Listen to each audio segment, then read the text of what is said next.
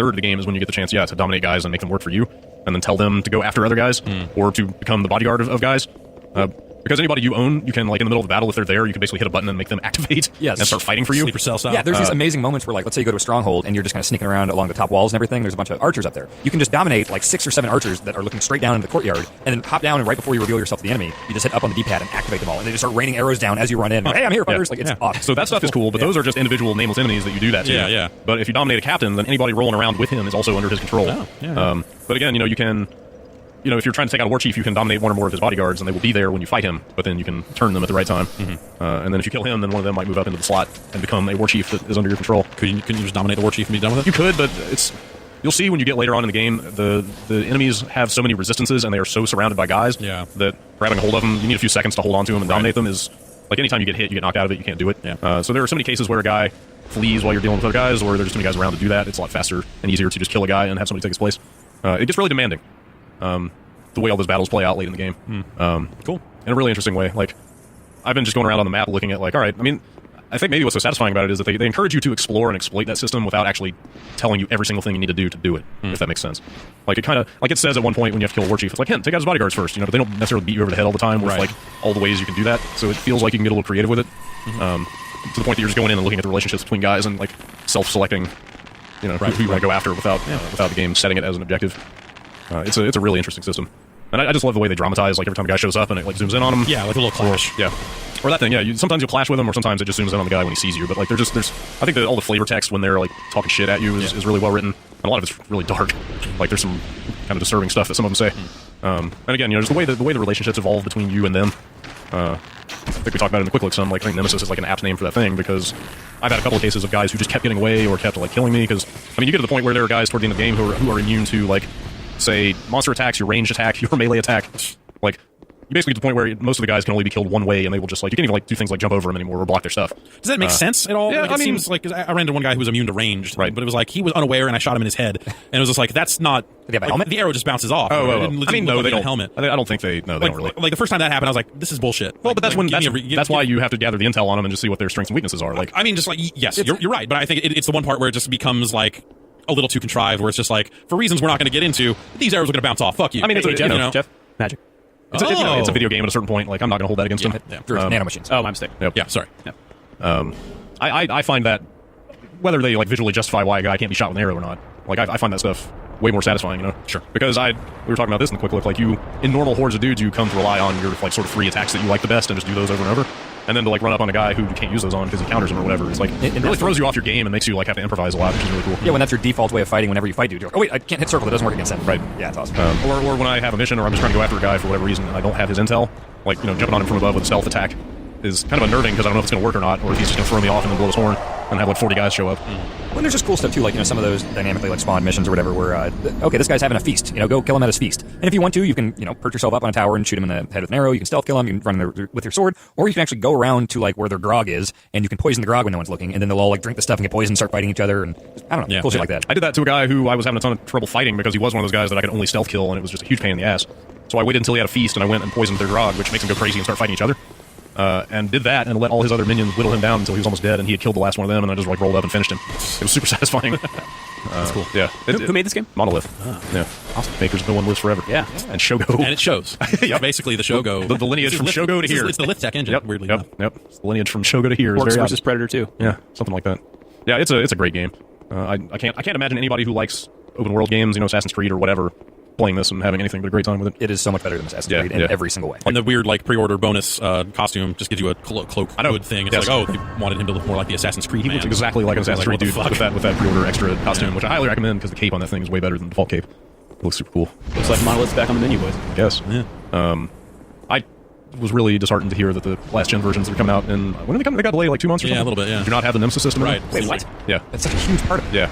Well, I mean, like, you could have some fun with it. It's not a bad open world game in its own right, but, like, it's, That's the reason why you're there. Yes. Without that stuff, it's like, well... I would say, like, try to hold off until you were in a position to play the true version. I think another great thing about it is just the speed in which you can get around the map. Because, like, You can ride stuff that doesn't come up that often, really, but just like running around, like every time you hop over like a little rock or something, you can tap X right afterwards and get a huge speed burst. So you can get from place to place pretty great, and there's a fast travel. Yeah, system the and core gameplay is really satisfying. You're very nimble. Like you can pull off your different stealth attacks and ranged attacks and melee. Like it all feels like you're more or less. You survive, but you're not super resilient. Right. You know, you can't just be careless. Right. Like, yeah. It plays really well, but the Nemesis stuff is like the reason to play it. Yeah, absolutely. Like it feels like. I assume I'd love to like talk to an engineer over there or something, but it almost feels like one of those things where new consoles come out and you're like, well, what are they gonna do with these besides make games look better? And it's like presumably they have all this extra memory and like compute power to work with now. It's like now they're having all these guys run around on AI simulations all over the place. Like I assume that's something they're using extra horsepower for, which is the older versions not having that feature implies that couldn't necessarily fit on that hardware. Maybe I don't know. It's weird, but it feels like something you've never quite seen before in a game like this, and I think it's super impressive for that reason. Yeah. So play it. Are you prepared to talk about Forza Horizon 2? Yeah, sure. What do you think of Forza Horizon 2? It's got cars. Yeah? You drive them? Are they European cars? No, some of them, Yeah? yeah. Some of them are. A lot of Japanese cars. Do they all drive on the left? No. No? None of them? Any of them? Driving on the right? You drive on the right. Yeah. Yeah. The number of countries where you actually drive on the left is pretty low. It's Southern Europe, so it's like it's France, Italy. Okay. Oh, this is not okay. I didn't realize It's it not was Colorado. Okay. Okay, I knew it was in Europe. I didn't realize it was in... You're not racing at the burn. No, I didn't realize it was... Yes, actually, I mean, the Horizon Festival is still taking place. It has just moved to Southern Europe. Got it. Where they party way harder. Like all the time. Than Colorado ever has. Like around the clock. Yes. I've met exactly. Monza. All year long. Right. Yes, it is. It is very similar to the previous game. Actually, I need to go back and play the first one, but it's because I think my primary criticism with this game is I don't like the layout of the roads. I think the first game was a little bit better about that stuff. This game has kind of clusters of civilization. It'll be like a seaside town here in France, and then a little area in Italy, and then kind of an off-roading village that way out west, and stuff like that. But I feel like I like the way that the first game was laid out a little more, and just the types of roads. Where this just feels like long stretches of empty road, and then clusters of action. And then the way the game is structured, it kind of leads you around. Like the core structure of it, if you stick to kind of what they consider the what's probably the critical path in the game, is a little flat. You kind of just like, now we're going to road trip out to this area, and they give you like 11 minutes to drive 4 miles or something, and then once you get there, it's like, okay, now here's the car you're in, you're entered in this championship, race these 4 races. And it's like, okay, and then it's like, okay, now we're going to road trip over to this other place, and now race these 4 races. And it gets to be a little much. But the game has a lot of variety, so I think the solution to that is just don't fucking play it that way. Do not try to just critical path the game. You will bore yourself to death because there's so much other stuff with finding billboards and finding barns, and the online of the game has kind of the cat and mouse stuff that you kind of come to expect from Forza multiplayer. That to me is sort of the right way to play open world games in general. Yeah, just critical pathing the story is never the fun way to play those games. It's just like whatever you see, like whatever 3 things you see in front of you, just do the one that looks the most fun. That's kind of how I always play that stuff. That's sort of that's probably the best way to have a good time with this. But I think it's a better game than Forza 5 was. It doesn't have any of the microtransaction-y bullshit that the previous game did. Really? I mean, they're still selling cars. They're as DLC and stuff like that, but it's not like buy car tokens and you can use them instead of in-game currency to acquire the cars. It's just here you go, earn credits to buy cars, and then DLC cars you can also get separately from that. That seems like in the first Forza Horizon they sold a map that had all the collectibles showing. Right, I remember that. So it was like it was just rife with that stuff, just rotten with that. And Forza 5, of course, was just covered in it too. So this seems like them going like, okay, you guys really fucking hated that. We may have gone too far. So they pulled it all back. That's good to hear. Yeah, and does it play well? I'm sure the core. Does. I mean, it's the Forza core is extremely solid. The handling is fantastic. The cars drive really well. The one thing I'll say is that so I drive with the limited driving line. So it means that if you're coming up on a corner and there's something you need to do, like slow down, the driving line will appear dynamically and disappear if you slow down enough to where you don't no longer need it.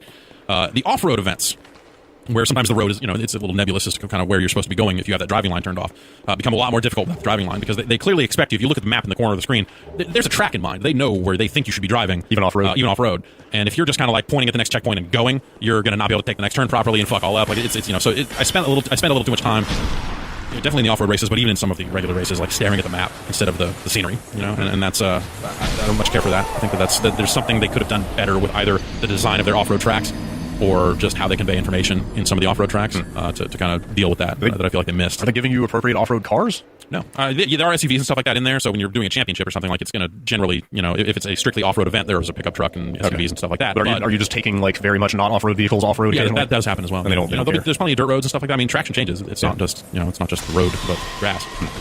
Really good weather effects, rain, stuff like that. Does it look nice in general? It does look really nice. Yeah. The crowd's not flat, which is disappointing. It's good and bad. Yeah.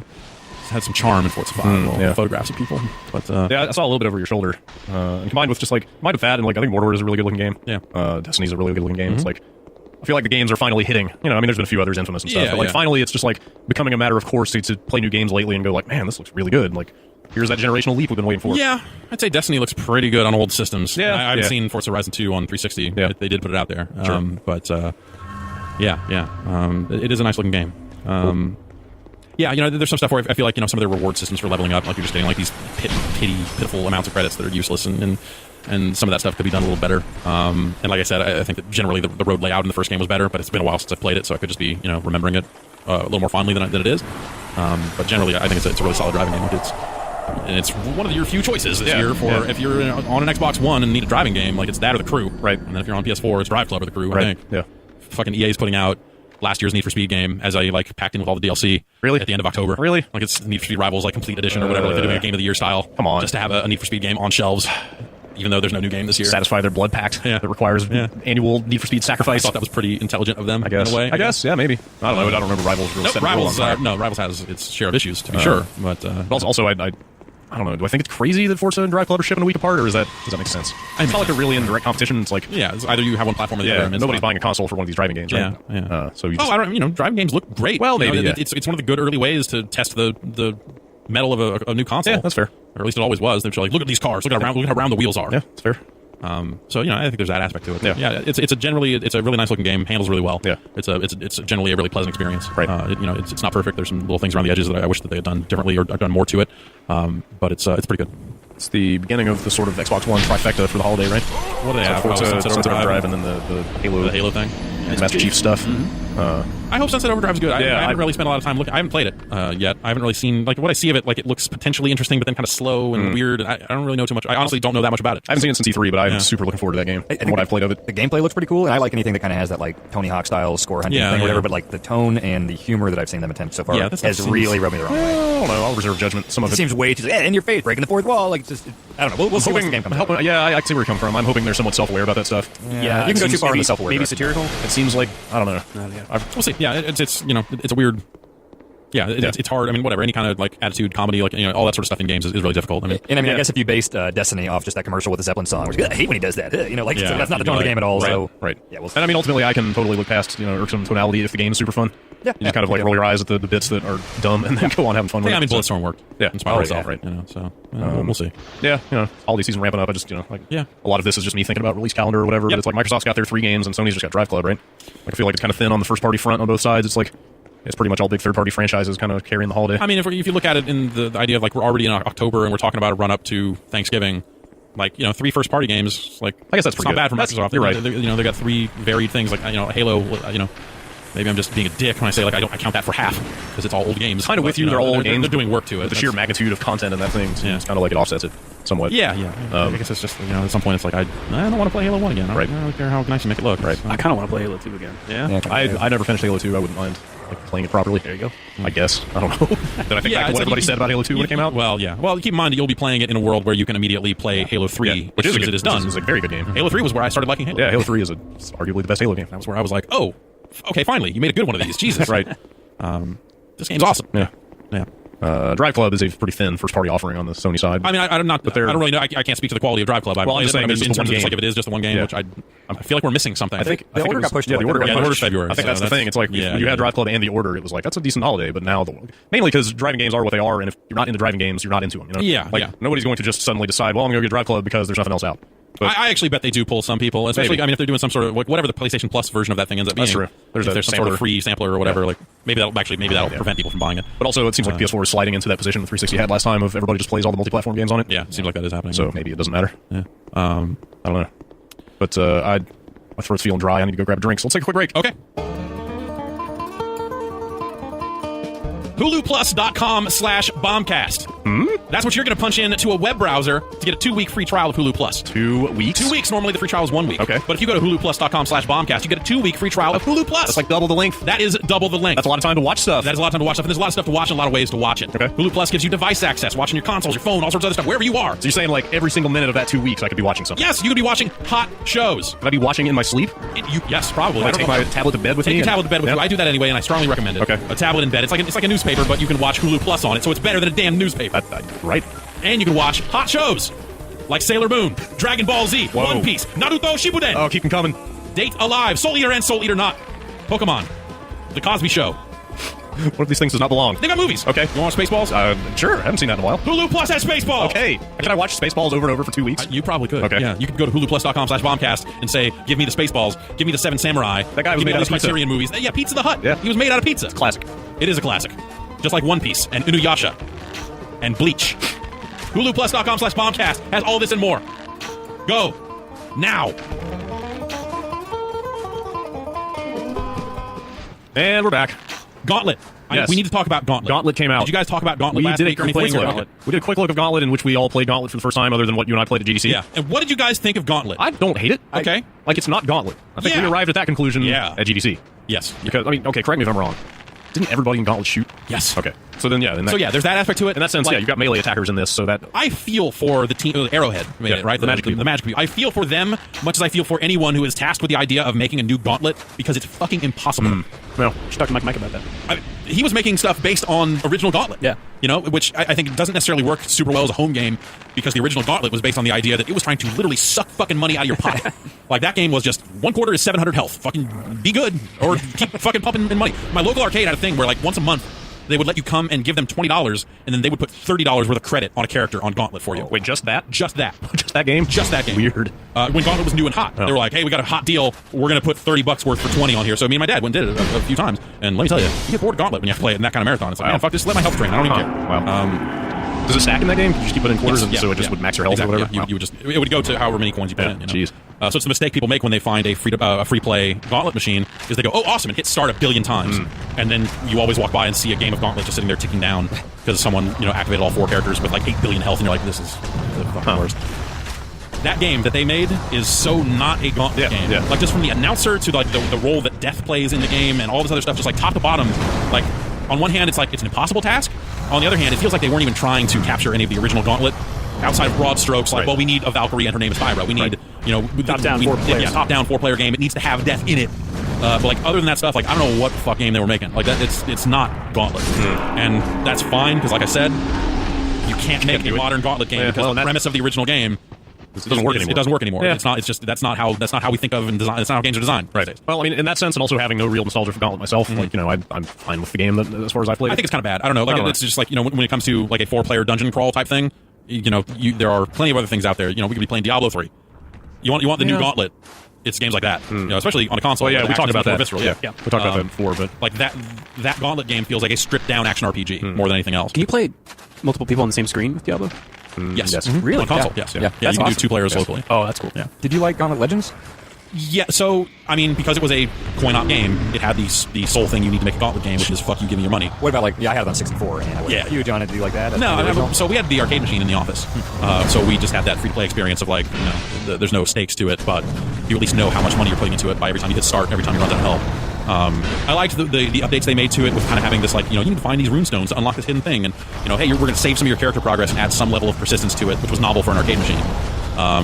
But like, I thought it was kind of ugly, and they added a bunch of special moves to it that were kind of interesting but not vital, and but they generally were successful at making a game that was Gauntlet-esque. I'm trying to remember, did that have the thing where you could take your 64 controller pack? I know Blitz had this. Yeah, Blitz and had you could put your 64 controller pack in the arcade machine and transfer I the don't know data? if they did that. Okay. That was a weird thing with Blitz, I remember. Yeah, Blitz had it. I think Blitz might have been the only one. Okay. That did that. Yeah, you could make plays on the N64 version of NFL Blitz, save it to your controller pack, and then bring it to the arcade and load it into a Blitz 99 machine. That's cool.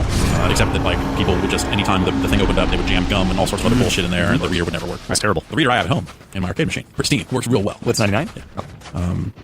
But most of my controller packs don't work anymore, weirdly enough.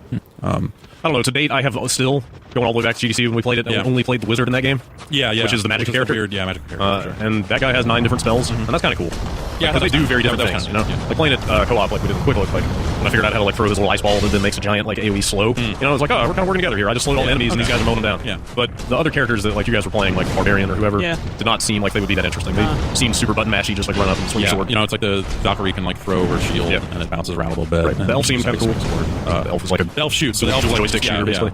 So at least the elf, like, Seemed the okay. elf and the wizard control a lot differently, which is kind of interesting. But like, it just, it's one of those things where it's like it's not Gauntlet enough to appeal to that end of things for me, but it's also not a great action RPG. So it's like there's other stuff I would rather play that that is in that vein than that. Yeah, I mean, So yeah, it's and in a world where Diablo 3 has been democratized to the extent it has, that everybody has access to it and everybody loves it now, like, yeah, it's kind of a weird Yeah. thing, but, it's $20. Yes, it is. But it just it's one of the things that bums me out because it's Warner's. It's one of Warner's first big stabs at the Midway and Atari IP that it picked up. It's the first one with the Vault name on it, right? Yeah, implying that they would maybe do more Yeah. at some point, but who knows?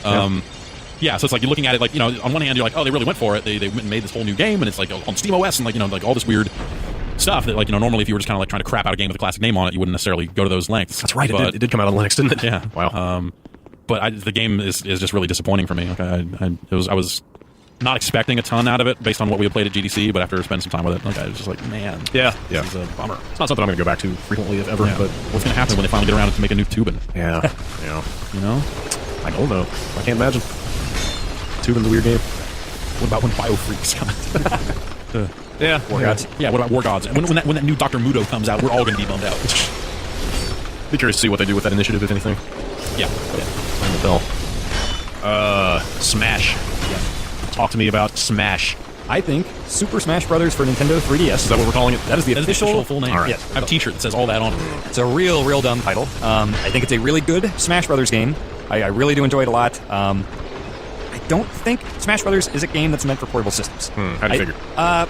I mean, maybe it's just, I don't think it's nostalgia. I think, everyone's experience with Smash is local multiplayer. I don't really know many people that play much online on the Wii. Sitting on the couch with people. And, granted, you can get that sitting around with 3DSs, but the circle pad is not ideal for basically the type of moves you have to do. Yeah. A lot of taps and holds and stuff. We were talking about this earlier. Yeah, it's not a great way to... Yeah, and the smaller screen, I mean, I was playing with 3 people that all had XLs, and it still felt like it was too small. But the thing is, I love the roster. I love all the new moves. I love the, customization you can do and everything. Did that stuff end up being meaningful? Because I went in and customized a character, and it was just like, well, I guess now all these guys, they're just +7 on all their stuff. No, so that's the badges. So you can put these badges on to kind of tweak, stats and stuff. Yeah. Like, I do more power with the home run dat or whatever. But you can also unlock completely different moves. So Oh, right. So let's say you take Mario through classic mode or whatever, and you can pick all these increments of how hard you want to make classic Right. mode, and you'll get way better prizes if you go 7.0 or above or whatever. Classic moves in a single player. Yeah, it's like branching paths and stuff where you get to the end fight with Master Hand or whatever, Got it. and you'll unlock moves and stuff where Sorry, Master who? Master Hand. Master Hand, he's a big hand. It's the big glove that's always been the boss of Super Smash Brothers. Has it? It's supposed to be represent the hand of the person owning all these toys or whatever. I don't know. Is that also... It's the hand of Miyamoto trying to bat away all this fucking old IP so we can make something new. Finally, please, let him. Finally, we're getting into the metatextual Yeah, analysis of Smash yeah. Brothers imagery. Is that also the hand that picks up the coin on the character select screen and moves it around? I believe it is. Yeah. He also Man. hangs out with Crazy Hands sometimes. It's all becoming clear now. Crazy Hand's crazy. Yeah. Are they the two hands of the same person? That hasn't been Master Hand and Crazy we're Hand? waiting I don't know if I've gotten to the real ending. Yeah. The fan fiction I'm writing, I think, will shed a lot of yeah. light on Okay. the relationship between Master Hand and Crazy Hand. But it's really cool in that, you can take a character you like. I kind of like playing as Mario. He's okay, but I never use, his cape to reflect projectiles. I almost never do the reflect moves. Yeah. But, I unlocked a thing where it's oh, now I can go in there, and if I don't want his, B down or whatever it is to do his cape, to do the reflect, I now have a cape that has an electric shock. Now I can hit people with it, and it's a weapon. Oh, so it's the same move, different properties? They'll change it, though. Okay, it'll be I thought you were going to say, I got a butt stomp, which is what I want down B to do with Mario. there is stuff like that. It's not all just, the same animation, but with different properties. There are totally different moves you can do.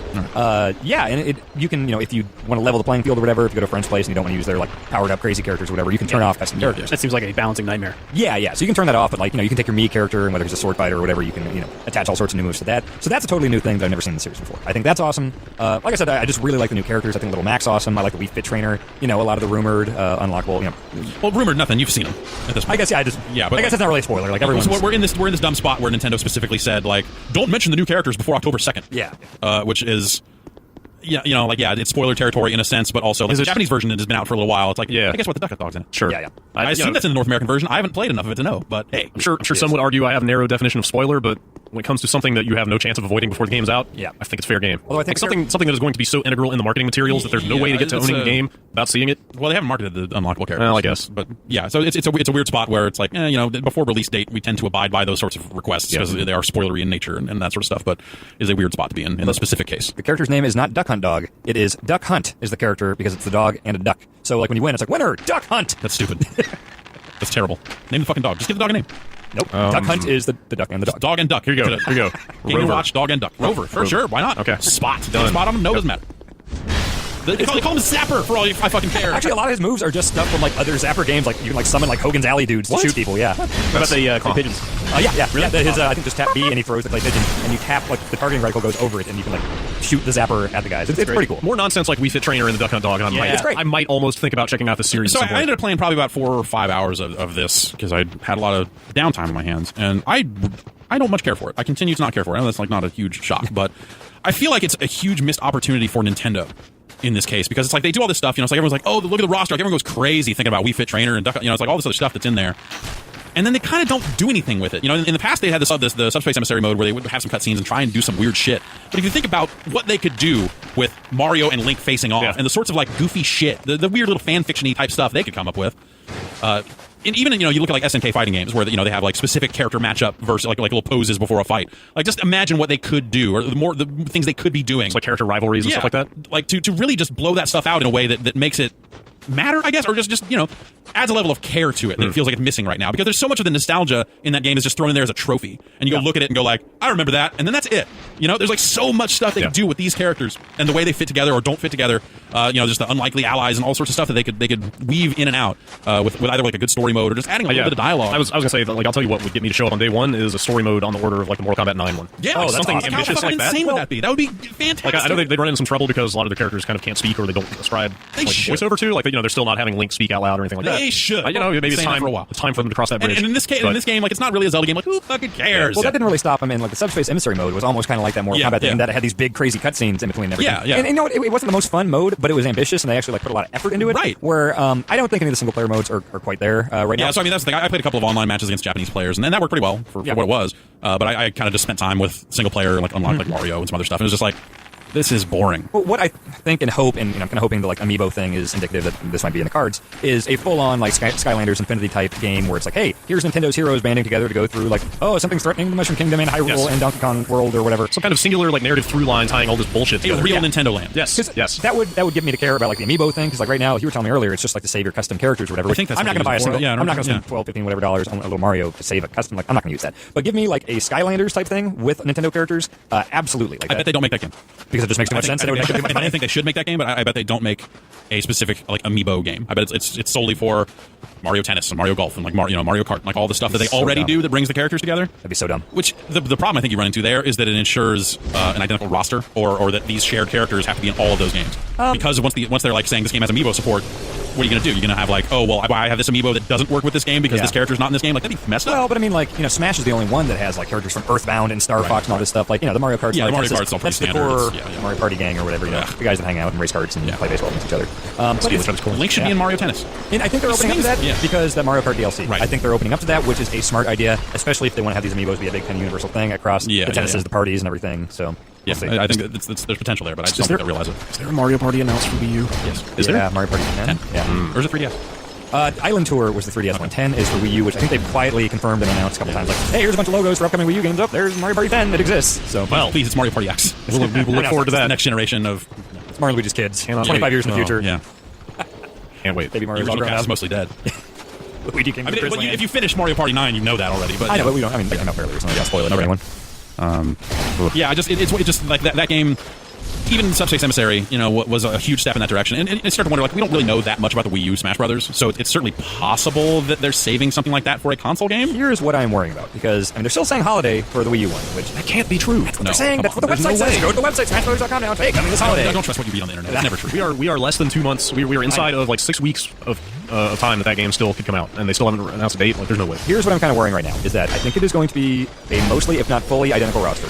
I think it's going to have a lot of shared stages. They've already confirmed early on that there are exclusive, like, oh, Spirit Tracks is just for 3DS, and there's some that are just for Wii U. I think they're going to be largely the same game. Which partially excites me because I just wanted, like, the whole time I was playing the 3DS one, I was like, this is really fun, but I want to play this on big screen on a couch with my people. Definitely see why they released it earlier. What's that? You definitely see why they released it earlier then, because if they both come out at the same time, why would you get the 3DS one? Because more people on 3DSs than Wii U's. I mean, that's like, true. that's going to end up probably being the better selling version. And if this one's a hit, and they're like, oh, I want to play this on the big screen, I mean, maybe that'll sell some. maybe they should have switched it. Yeah, but I think that, when it comes down to it, like your scenario about like not getting the same experience that you had in the past, I think they're trying to appeal to a generation that doesn't have that stigma. That are just like the people that are just like, whatever, we're hanging out, we're playing games on 3DS just like we do with Pokemon, just like we do with all sorts of stuff. Like it's not a consideration for them. So I did on the train playing what I guess is the demo. Because the game's not out yet. Right. And he jacked up all the AI to like level 8 difficulty and seemed to be doing just fine. So, really? Yeah. Wow. So some people are good at this. Yeah, it's still trans, I guess. It's by no means unplayable. It's just the whole time I kind of wanted to hold like a Pro controller or a GameCube controller. Do you want to mention anything about the like local ad hoc play? We had issues with it because a bunch of the GameSpot guys, had it too for review purposes, and I trying to play multiplayer with them. And the first day we were having all kinds of trouble, just like unplayable, even if we were just like 2 feet away from each other. And I originally wrote that in the review, but then we realized that like 1 or 2 of us didn't have the like update, which on the 3DS, shocking that Nintendo doesn't have their shit together as far as like updating a game. You have to go to like the menu and go into like your purchases or downloads. When they sent, so Nintendo sent out download codes for their store for reviewers, and if they hadn't in that note said, hey, you need to download a patch, and here's how. In that, I never would have noticed because it's like the download finishes, and then it takes you to this screen where it's like if you're looking at it, you're like, oh wait, I like scroll down a little bit and see, oh, there's another download button right here to download a patch. Yeah. Weird. Whereas like any other fucking system that understands how the internet works, like you load up the game if it's not updated, it's like, hey, update this so it'll work. And Or at the very least, you're playing with someone who has a different version than you. This isn't going to work right. yeah, like, hey, idiots, upgrade it. Yeah. Yeah, I feel like that's networking 101, right? Like, we'll let different versions of the client connect to each other. Well, so as it turns out, it didn't actually work very well. Right, and then when once he was trying to do that. Right. So. And once I got a couple of the other guys to update, it did run pretty much flawlessly. Like a couple little hiccups of lag, but it was like night and day difference. So if you get the game, just make sure you're all in the same update version. Yeah, we're version 102 over here. Yep. I don't know if that's going to be the core download when it releases for everybody, if everyone's going to have to go through that patch process or what the story is. But I'm going to say on 101, I didn't like what they did to the grenade physics. yeah, they really did. Yeah, fuck up adding all the that riot stuff. shield just completely changed Totally it. ruined it. I just can't believe that it's 2014 and they're still so behind on anything online. I mean, that that I system can believe shipped. that. The system I can believe shipped 3 years ago, 2011. Yes, yeah, sure. You know, I mean, engineering decisions they made around the system software happened way before that. You know, like Makes you 3DS wonder is not if- a new platform at this point. Like, Yeah. I hope they get it right next time, but it's not like this thing just. Do you came think the new 3DS will be next time, or that they will engineer any significant changes, or is this going to be the same architecture? Just out. I bet that thing's got the exact same system interface. Yeah, you're Yep. probably right. Yep. But it's a very good game. If you like Smash Brothers, you're gonna like this. If you've never been sold on the core game.